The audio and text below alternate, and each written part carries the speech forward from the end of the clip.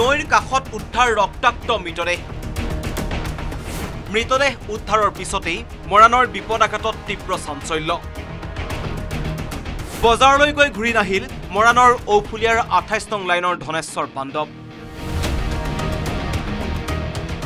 শনিবৰীয়া বজাৰৰ পৰা মাংস আনিবলৈ বুলি ঘৰৰ পৰা ওলাই গৈছিল ধনেশ্বৰ পাণ্ডৱ নামৰ লোকজন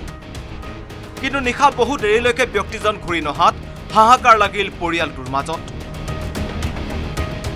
বহু বিচাৰ খুচাৰ কৰিও পৰিয়াল তথা ওচৰ চুবুৰীয়াই কোনো সম্ভেদ নাপালে ধনেশ্বৰ পাণ্ডৱৰ বজাৰৰ পৰা আহি পিনে দাদাক বিচাৰিছো দাদা নাই মানে ঘৰত নাই তাৰ পিছত আমি বিচাৰিলো তাৰ পিছত মানে কি হ'ল আমি নৈ ওপৰত মানে দাদাক পালো তো দাদাক চাইছো যে অৱস্থাটো খাৰাপ একেবাৰে ডেড হৈ গৈছে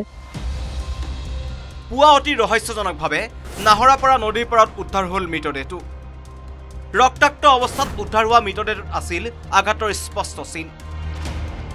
মৃতদেহত আঘাতৰ চিন আৰু তেজ প্ৰত্যক্ষ কৰি ব্যক্তিজনক হত্যা কৰাৰ সন্দেহ কৰিছে ৰাইজে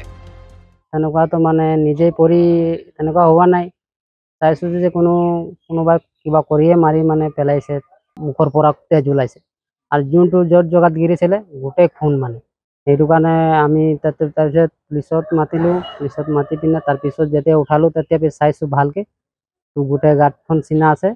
তাৰপিছত মানে তাৰ মুখ ফাটি গৈছে গাঁতত মানে মৰাৰ চিনাটো আছে মানে সন্দেহটো আমাক তেনেকুৱাই লাগিছে মানে সন্দেহটো আমি এইটোৱে কৰিছো মানে ৰাজমিস্ত্ৰী হিচাপে কৰ্মৰত ধনেশ্বৰ পাণ্ডৱক কোনে কি কাৰণত হত্যা কৰি পেলাই থৈ গ'ল সেয়া এতিয়াও ৰহস্যৰ আৱৰ্তত ঘটনাক লৈ মৰাণ আৰক্ষীয়ে অব্যাহত ৰাখিছে তদন্ত মৰাণৰ পৰা Rikkheshwar Baruah report news 18 Assam north east